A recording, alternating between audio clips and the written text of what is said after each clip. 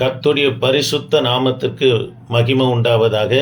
தேவ பிள்ளைகளை நாம் தொடர்ந்து ஆதியாகம நாட்களிலிருந்து ஒவ்வொரு நபர்களை குறித்து தியானித்து கொண்டு வருகிறோம். கடந்த பதிவில் நாகமான குறித்து தியானித்தோம். இன்றைக்கு சேபாவின் ராஜஸ்திரியை குறித்து நாம் தியானிக்க போகிறோம்.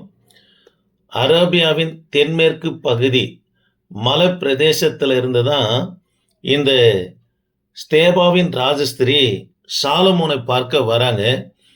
இந்த சேபாவின் ராஜஸ்திரி தேசத்திற்கும் சாலமோன் இருந்த இஸ்ரவேல் தேசத்திற்கும் 1000 மைல் தூரத்தில் இருக்கிற இவங்க சாலமுடைய ஞானத்தை குறித்து கேள்விப்படுகிறது மாத்திரமல்ல, சாலமுடைய ராஜபாரத்தில் கட்டப்பட்ட தேவாலயம் மற்றும் கட்டுமான பணிகளை குறித்து கேள்விப்பட்டு இவங்க சாலமோன் இடத்துல தனக்கென்று வைத்திருக்கிற விடுகதைகளுக்கு, அதாவது விடையை பெற்றுக்கொண்டு போகும்படியாய் தன் தகப்பனார் இடத்துல உத்தரவோடு இவங்க புறப்பட்டு வராங்க.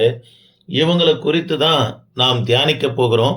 தேவ பிள்ளைகளே, 1 ராஜாக்களின் புத்தகம் 10ஆம் அதிகாரம் 1-13 வரைக்கும் வாசித்து பார்ப்போம்னா, லூக்கா சுவிசேஷ புத்தகம் 11ஆம் அதிகாரம் 31ஆம் வசனத்திலும் இந்த சேபா தேசத்து ராஜஸ்திரியை குறித்து சொல்லப்பட்டிருக்கிறது. சேபாவின் ராஜஸ்திரியை குறித்து சொல்லப்பட்டிருக்கிறது.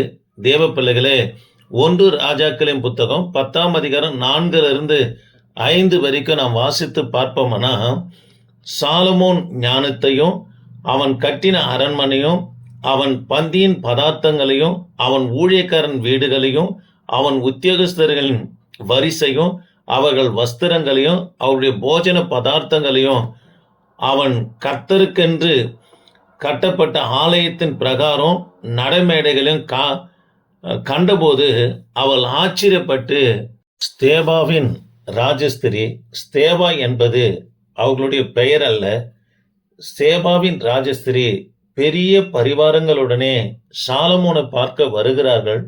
திரும்பவும் சொல்லுகிறேன், சேபா என்பது அவருடைய பெயர் அல்ல. எல்லா நாடுகளையும் சேர்ந்து ஆட்சி செய்கிற அந்த அரசனுக்கு பெயர் குஷ். இவருடைய மகள் தான் சேபாவின் ராஜஸ்திரி என்று சொல்லி வேதத்தில் கொடுக்கப்பட்டிருக்கிறது. இந்த மன்னன் குஷிக்கு ஒரே ஒரு மகள் தான் இருந்தாங்க. அவங்க பெயர் தான் மக்கிதா. இவர்கள் கருப்பு இனத்தவர்கள், மிகவும் கருப்பு, அழகா இருந்தாங்க. சுருள் சுருளாக இருக்கும் முடி, எதையும் அதிவேகமாய் செய்யக்கூடிய ஆற்றல் உடையவர்களாக இந்த மக்கிதா இருந்தாங்க. இந்த பெண் கேள்விப்படுறாங்க, இஸ்ரவேல் என்னும் ஒரு தேசம் இருக்கிறது, அங்க ஒரு வாலிபன் ராஜாவாக இருக்கிறான், அவர் பெயர் சாலமோன். இந்த சாலமோனை பார்ப்பதற்காக அரசர்களும் ஸ்திரீகளும் போகிறாங்க. அவர்கள் கேட்கிற எல்லா கேள்விகளுக்கும் விடையை பெற்றுக்கொள்ளுகிறார்கள் என்றும், அவனை பார்க்கிற பெண்களும் அவனை திருமணம் செய்ய வேண்டும் என்றும், அதிகமான பெண்களை திருமணம் செய்திருக்கிறார் என்று இவைகளெல்லாம் கேள்விப்பட்ட இந்த மக்கிதா தன் தகப்பனிடத்துல போய், நான் அந்த மன்னனை சாலமோனை பார்க்க வேண்டும் என்று நான் போகிறேன் என்று சொல்லி இந்த மக்கிதா தன் தகப்பனிடத்துல உத்தரவு கேட்டபோது, அந்த மன்னன், அந்த அரசன் கேட்கிறார் மகளை பார்த்து, நீ ஏன் அவனை பார்க்க போக வேண்டும் என்பதற்கு.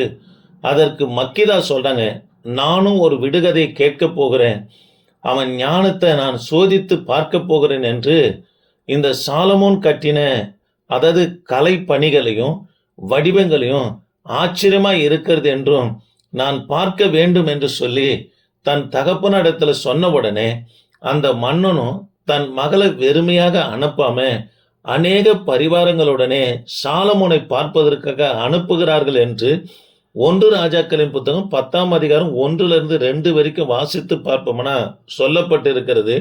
2ஆம் வசனம், தன் மனதில் இருந்த எல்லாவற்றையும் குறித்து அவனிடத்துல சம்பாஷித்தால், அப்போது சாலமோன் அவள் கேட்ட எல்லாவற்றிற்கும்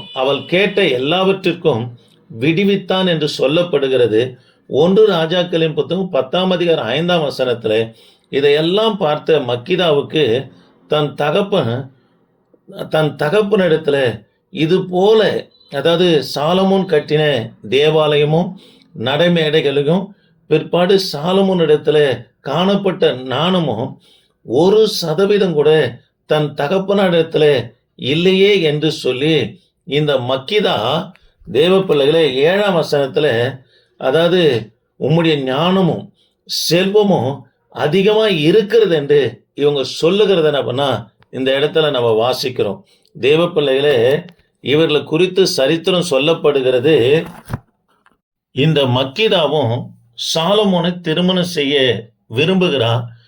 1 ராஜாக்களின் புத்தகம் 11ஆம் அதிகாரம் 3ஆம் வசனத்தை நாம் வாசித்து பார்ப்போம்னா, இவனுக்கு பிரபுக்கள் குலமான 700 மனைவியாட்டிகளும் 300 மறுமனையாட்டிகளும் இருந்தார்கள் என்று வேதத்துல வாசிக்கிறோம்.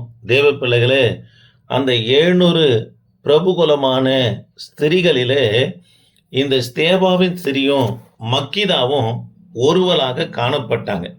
சில நாட்களுக்கு பிற்பாடு தன் தகப்பனாருக்கு உடல் நலம் குறைவு என்று கேள்விப்பட்ட இந்த மக்கீதா தன் தகப்பனை பார்ப்பதற்காக வராங்க. தகப்பன் மரித்து போகிறார்.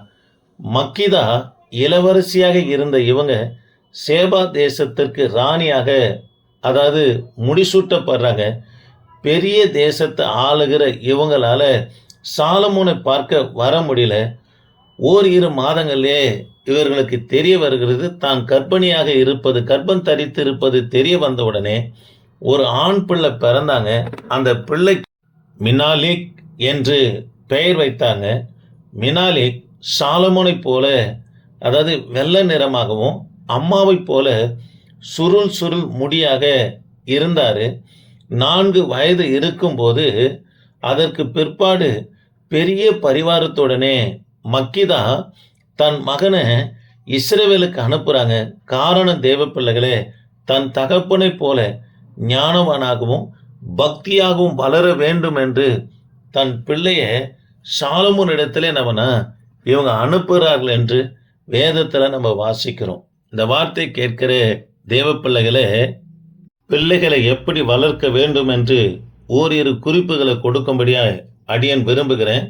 1 சாமுவேலின் புத்தகம் 1ஆம் அதிகாரம் 28ஆம் வசனமும், யாத்ராகமம் 2ஆம் அதிகாரம் 9-10, 10, லூக்கா சுவிசேஷ புத்தகம் 2ஆம் அதிகாரம் 23-24 வரைக்கும் நாம் வாசித்து பார்ப்போம்னா, முதலாவது குறிப்பு தேவ பிள்ளைகளை, பிள்ளைகளை கர்த்தருக்கென்று ஒப்பு கொடுத்து வளர்க்கணும். காரணம் 127ஆம் சங்கீதம் 4ஆம் வசனத்தில் சொல்லப்பட்டு இருக்குது, பிள்ளைகள் கர்த்தரால் வரும் சுதந்திரம், கர்ப்பத்தின் கனி அவரால் கிடைக்கும் பலன் என்று வேதத்துல வாசிக்கிறோம். ஆக தேவ பிள்ளைகளே, கர்த்தர் கொடுக்காம மனைவி, பிள்ளைகள், கணவன், வீடு, வாசல் நமக்கு வராது. ஆகவே கொடுக்கப்பட்ட பிள்ளைய கர்த்தருக்கென்று பிரதிஷ்டை பண்ணி ஒப்பு கொடுத்து அந்த பிள்ளையை வளர்க்கும் போது அந்த பிள்ளை மூலியமாக கர்த்தர் தமது நாமத்தை மகிமைப்படுத்தி கொள்ளுகிற தேவனாக இருக்கிறார். ஆகவே பிள்ளைகளை ஒரு பிரதிஷ்டையோடு கர்த்தருக்கென்று வளர்ப்போம். பெற்றோர் என் தேவனாகி கர்த்தர் ஆஸ்வதிப்பார். 2வது தேவ பிள்ளைகளே, நியாயாதிபதிகளின் புத்தகம் 13ஆம் அதிகாரம் 12-14, 1 சாமுவேலின் புத்தகம் 2ஆம் அதிகாரம் 18, 3ஆம் அதிகாரம் 1ஆம் வசனத்தை நாம் வாசித்து பார்ப்போம்னா, பிள்ளை எப்படி வளர்க்க வேண்டும் என்று அங்க கொடுக்கப்பட்டிருக்கிறது என்று சொன்னா, கர்த்தரிடத்துல விசாரித்து வளர்க்கணுங்க. தேவ பிள்ளைகளை கர்த்தருக்கென்று நம்ம விசாரிக்கணும். கொடுக்கப்பட்ட பிள்ளைகளை ஆண்டுடைய சமூகத்துல வைத்து, கர்த்தாவே இவனை நான் எப்படி வளர்க்க வேண்டும் என்று ஆண்டவரிடத்துல நம்ம கேட்கும்போது ஆண்டவர் நம்ம இடத்துல பேசுவாருங்க. ஆண்டவர் பிள்ளை எதற்காக கொடுக்கிறார்னா, அவனை ஏதோ ஒரு நோக்கத்திற்காக இந்த பூமியில அனுப்பும்படியா கர்த்தர் நம்ம இடத்துல கொடுக்கிறார். ஆகவே நாம் விசாரித்து ஒரு தீர்க்கதரிசியாவோ இல்லை ஒரு போதகனாகவோ அல்லது ஒரு டாக்டராகவோ அல்லது தேவ பிள்ளைகளே ஏதோ ஒரு காரியத்துக்காக கர்த்தர் நம்ம இடத்துல கொடுக்கிறாரு, நாம் என்ன பண்ணனா விசாரிக்கிறவர்களாக காணப்பட வேண்டும். எப்படி ரெபெக்கா கர்த்தரிடத்துல விசாரித்து யாக்கோபு தன் கையில பிடித்து ஆண்டவர் சொன்ன வாக்கு தத்தத்தை யாக்கோபு மூலமா நிறைவேற்றும்படியா கூடாரவாசியும் குணசாலியாக வளர்த்தார்களோ, அதே போல தேவ பிள்ளைகளை குறித்து கர்த்தரிடத்துல ஆண்டுடைய பிள்ளைங்க விசாரிக்கிறவராக காணப்பட வேண்டும். 3வது குறிப்பு, மார்க்கு சுவிசேஷ புத்தகம் 10ஆம் அதிகாரம் 13-14, 1 சாமுவேலின் புத்தகம் 2ஆம் அதிகாரம் 21ஆம் வசனத்தை நாம் வாசித்து பார்ப்போம்னா, பிள்ளைகள் இயேசு கிறிஸ்துவின் கரத்தினால தொடப்பட்டு ஆசீர்வாதத்தோடு நம்ம வளர்க்க வேண்டும். தேவ பிள்ளைகளே, நம்முடைய பிள்ளைகள் மேல நம்ம மூதாதையருடைய ஆசீர்வாதம், சொத்து, சுகம் இது இருக்குதுன்னு வளர்க்க கூடாதுங்க. நம்முடைய பிள்ளைகளை கர்த்தரே ஆசீர்வதித்து வளர்க்க வேண்டும் என்ற சிந்தையோடு கர்த்தருடைய பிள்ளைங்க பிள்ளைகளை வளர்க்கணுங்க. கர்த்தருடைய கரம் நம்முடைய பிள்ளைகள் மேல இருக்கணுங்க.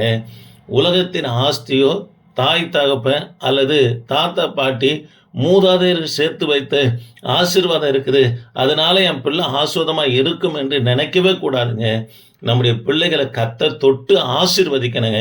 அப்படி ஆசீர்வதிக்கிற பிள்ளைகளை கர்த்தர் விசேஷமாக எடுத்து பயன்படுத்துவாருங்க. 4வது காரியம், தேவ பிள்ளைகளை 1 சாமுவேலின் புத்தகம் 3ஆம் அதிகாரம் 13ஆம் வசனமும் 2 ராஜாக்களின் புத்தகம் 2ஆம் அதிகாரம் 23 24 வரைக்கும் வாசித்து பார்ப்போம்னா, பிள்ளைகளை அடக்கி வளர்க்க வேண்டும். காரணம், தேவ பிள்ளைகளை, பிள்ளையின் நெஞ்சில மதியினம் ஒட்டி இருக்கங்க. தண்டனின் பிரம்பு அந்த மதியினத்தை விளக்கும் என்று வேதத்துல நம்ம வாசிக்கிறோம். ஆக இந்த வார்த்தையை கேட்கிற தேவ பிள்ளைகளை, நாம் பிள்ளைகளை அடக்கி வளர்க்கணும். பிள்ளைகளுடைய தவறுகளை நம்ம எடுத்து சொல்லி பிள்ளைகளை இருதயத்தில் இருக்கிற மதியினத்தை விலக்கி வளர்க்கிற பிள்ளைகளாய் காணப்படும். இதை ஏலி செய்வதற்கு தவறு நிமித்தமா பிள்ளைகள் சாபத்துக்குரிய பிள்ளைகளாக மாறுகிறத பார்க்கிறோம். ஆக இந்த வார்த்தையை கேட்கிற தேவ பிள்ளைகளை எப்படி வளர்க்க வேண்டும் என்ற காரியம் நம்ம கேட்டு இருக்கிறோம். இதன் பிரகாரம் பிள்ளைகளை வளர்ப்போம். தேவ நாமத்திற்கு பிள்ளைகள் மகிமையாய் காணப்படும். கர்த்தர் உங்களை ஆஸ்வதிப்பார். ஜெபிப்போம். கிருபையின் தேவனே, நாங்கள் உம்மை துதிக்கிறோம். இந்த வார்த்தை கேட்ட ஒவ்வொரு பிள்ளைகளுக்காய் ஸ்தோத்திரம். கர்த்தர் நீங்க ஆசீர்வதிங்க. தொடர்ந்து ஆண்டவரே வழிநடத்துங்க. பிள்ளைகளை குறித்து எந்த பெற்றோரெல்லாம் கண்ணீர் வடிக்கிறார்களோ அவருடைய ஜெபத்திற்கு பதில் தாங்கப்பா. தொடர்ந்து உமது பிரசன்னம் இருக்கட்டும். வழிநடத்துங்க. இயேசு நாமத்தில் ஜெபிக்க நல்ல பிதாவே, ஆமென். Praise the Lord.